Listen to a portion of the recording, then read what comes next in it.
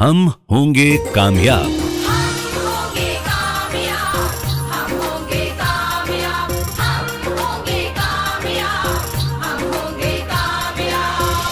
नमस्कार, आदाब, सत श्री अकाल। हम होंगे कामयाब श्रोताओं, हमारे इस साप्ताहिक कार्यक्रम में आप सभी का हार्दिक अभिनंदन है, स्वागत है। मैं हूं आपका होस्ट और दोस्त रजनीश कुमार शर्मा। इस कार्यक्रम में हम डेवलपमेंटल डिसेबिलिटी के बारे में बात करते हैं। पिछली कड़ी में हमने चर्चा की कि इन बच्चों को डिसिप्लिन कैसे सिखाया जाए, ये बच्चे अपनी भावनाओं को, फीलिंग्स को एक्सप्रेस कैसे करें। आज की इस कड़ी में हम बात करेंगे जब ये मंदबुद्धि बच्चे वयस्क हो जाते हैं तब इनकी शारीरिक जरूरतें क्या होती हैं, उम्मीदें क्या होती हैं और एस्पिरेशंस क्या होती हैं।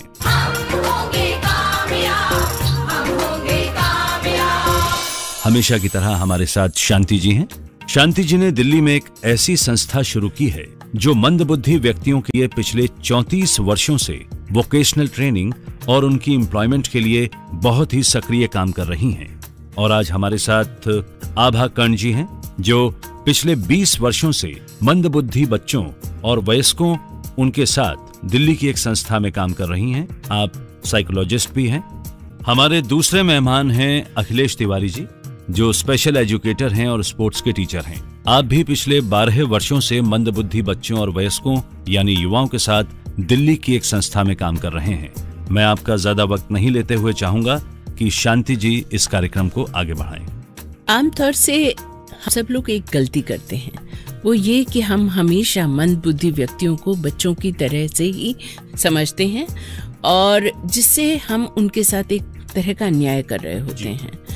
तो बाकी सब लोगों की तरह मंदबुद्धि व्यक्ति भी वही अवस्थाओं के तहत गुजरते हैं जैसे कि हम सब, जैसे कि बाल्यावस्था है, किशोरावस्था है, युवावस्था है, प्रौढ़ावस्था है, फिर ओल्ड एज। और जितना हमने देखा है और समझा है, इनकी आकांक्षाएं, इनकी जरूरतें बिल्कुल एक सामान्य व्यक्ति की तरह होती हैं। मैं आभा जी से, जिनका बहुत लंबा एक्सपीरियंस है, उनसे पूछना चाहूंगी कि आप बताइए आपके अनुभव क्या रहे हैं एडल्ट्स विद इंटेलेक्चुअल डिसेबिलिटी जिनके साथ आपने काम किया है। मेरा जो अनुभव रहा है, लगातार जब हम इन वयस्क लोगों के साथ काम करते हैं तो मुझे कुछ भी कभी भी अलग नहीं अनुभव रहा है मेरा। कई बार माता पिता आते हैं मेरे पास और कहते हैं कि नहीं, मुझे तो डॉक्टर ने कहा था या किसी ने कहा था कि ये 2 या 3 साल का ही रहेगा। तो ये एक बहुत ही गलत धारणा उनके मन में घर कर जाती है जो कि सिर्फ उनके ज्ञानात्मक विकास को थोड़ा बहुत प्रभावित करता है। सही तरह से जब हम उनको शिक्षा देते हैं, ट्रेनिंग देते हैं और उनको सभी अनुशासन में रख के उनको आगे बढ़ने में मदद करते हैं तो उनका व्यक्तित्व का कोई भी आयाम किसी भी सो कॉल्ड नॉर्मल व्यक्ति से अलग नहीं होता है। इसका मतलब ये हुआ कि इनकी ज़रूरतें भी वही हैं, इनकी फीलिंग्स भी वही हैं और इनको वैसा ही महसूस होता है जैसा कि बाकी सबको महसूस होता है। तो अब इस चीज़ को लेते हुए आप बताएं कि युवावस्था से संबंधित क्या इनकी ज़रूरतें जिनका हमें विशेष ध्यान रखना चाहिए। जैसे जैसे कोई भी बच्चा किशोरावस्था में आता है और जो शारीरिक बदलाव उनके अंदर होते हैं वही बदलाव शारीरिक और मानसिक हमारे इन मंदबुद्धि दोस्तों के, युवाओं के शरीर में और मन में होता है और उनको उसी तरह डील भी करना चाहिए। कई बार हम ये गलती कर लेते हैं कि हम ये सोचते हैं कि ये डिसेबल्ड है या इनको दिक्कत है आगे बढ़ने में, समझने में, तो इनको नहीं समझ में आता या इनमें ये बदलाव नहीं आएंगे। ये बिल्कुल ही गलत धारणा है। वो सारे बदलाव बिल्कुल वैसे होते हैं जैसे हमारे और आपके होते हैं या किसी भी किशोर व्यक्ति के या युवा व्यक्ति के अंदर होते हैं। उनको भी वो दोस्ती चाहिए होती है, लोगों के साथ रहना अच्छा लगता है, उनको जिम्मेवारियां लेनी अच्छी लगती है और उनको भी वही इज्जत और वैल्यू परिवार में हो या अपने दोस्तों में हो या अपने काम करने की जगह पे हो, वो उनको उतना ही चाहिए होता है जितना हम में से किसी को भी चाहिए होता है।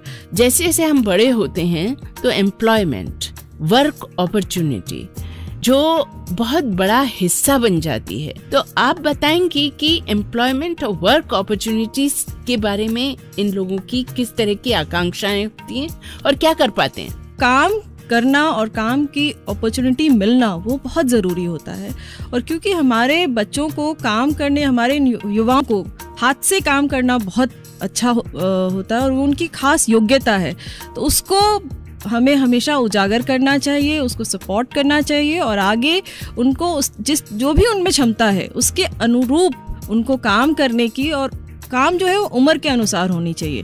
काम हमेशा मीनिंगफुल होना चाहिए, यानी कि उसका मतलब होना चाहिए और उसका कोई रिजल्ट उनको दिखना चाहिए कि ये मैंने किया तो इससे ये होता है। उससे फिर उनकी जो है काम करने का मन आगे होता है, उनको वो आगे वो चाहते हैं कि हम और करें, क्योंकि काम करना उन्हें पसंद है। अखिलेश जी, आप थोड़ा सा बताएंगे, क्योंकि एक बहुत इम्पोर्टेंट एस्पेक्ट होता है सेक्सुअलिटी को लेकर। आप अपने अनुभव के बेसिस पे बताएंगे कि सेक्सुअलिटी का एक्सप्रेशन कैसे इन बच्चों में देखा जाए। युवावस्था में जब हमारे मंद बुद्धि व्यक्ति हैं, ये लोग जब आते हैं तो जो बदलाव आते हैं, जो चेंजेस हैं, जो नॉर्मल सामान्य लोगों में आते हैं, वैसे इनमें भी आते हैं कि शारीरिक परिवर्तन होता है और मानसिक रूप से थोड़ा सा होता है और भावनात्मक परिवर्तन आते हैं। तो उन चीज़ों को हमें उन्हें समय समय पे अवगत कराना चाहिए ताकि वो उसके लिए तैयार हो पाए। नहीं तो उससे होता क्या है कि उन्हें पता नहीं होता, तो वो एक जो असामाजिक व्यवहार होता है वो करते हैं, लोगों के सामने कुछ इस तरीके का व्यवहार करते हैं जो सामाजिक रूप से सही नहीं होता।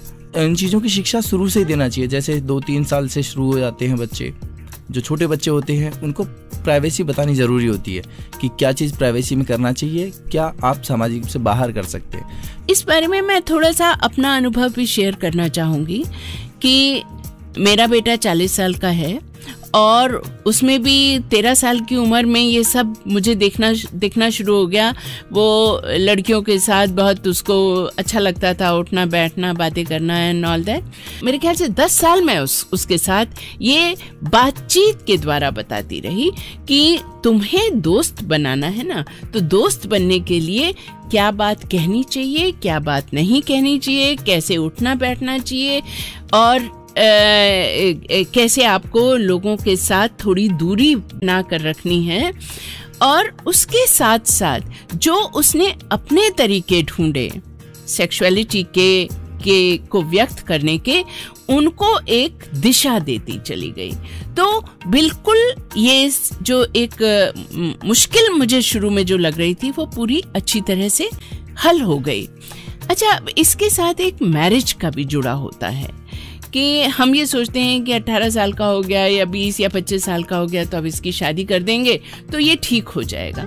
इसके बारे में आपका क्या कहना है? ये एक भ्रांति है और लोग ये मानते हैं कि जो शादी कर देंगे, शादी करने से ये कोई समस्या है जो सॉल्व हो जाएगी, लेकिन ऐसा होता नहीं है, क्योंकि ये कोई समस्या नहीं है जो शादी करने के बाद सॉल्व हो जाएगी। उसके लिए हम जो भी हमारे युवावस्था में आए हैं उनको सबको बताते रहते हैं कि उनकी क्या क्या जिम्मेदारियां होंगी अगर वो ऐसा करेंगे। आर्थिक रूप से जिम्मेदारियां भी बढ़ेंगी, परिवार बढ़ेगा, परिवार की भी जिम्मेदारी आएंगी। तो वो स्वयं कहते हैं कि नहीं, ये बहुत ज़्यादा है हमारे लिए जिम्मेदारियां, इतनी जिम्मेदारियां हम निभा नहीं सकते। तो हम ये उन्हें ज़रूर बताते रहते हैं। बहुत सारी चीज़ें सामने आई आज के हमारे वार्तालाप में कि ज़रूरतें वही हैं, दोस्त बनाने हैं, सेक्सुअलिटी की एक अभिव्यक्ति है, काम करने की जगह ढूंढना, एम्प्लॉयमेंट या वर्क अपॉर्चुनिटी, काम को सीखना। तो जैसे आम व्यक्तियों के साथ होता है, हमारे मंदबुद्धि लोगों के साथ भी वही है। हमें उसको समझना है और उसको एक दिशा देनी है और उसके लिए अवसर प्रदान करने हैं, जिससे कि वो एक पूरी संपूर्ण जिंदगी जी सकें। और जब उनकी जिंदगी बढ़िया होगी तभी परिवार और माता पिता की जिंदगी भी बढ़िया होगी।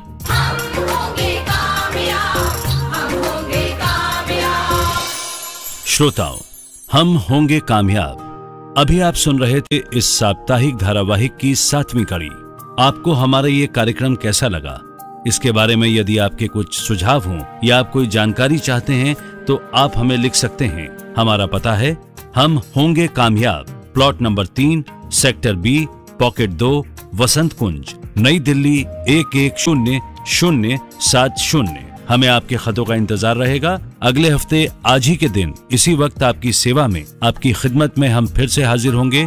तब तक के लिए हमें आज्ञा दीजिए। नमस्कार, जय हिंद।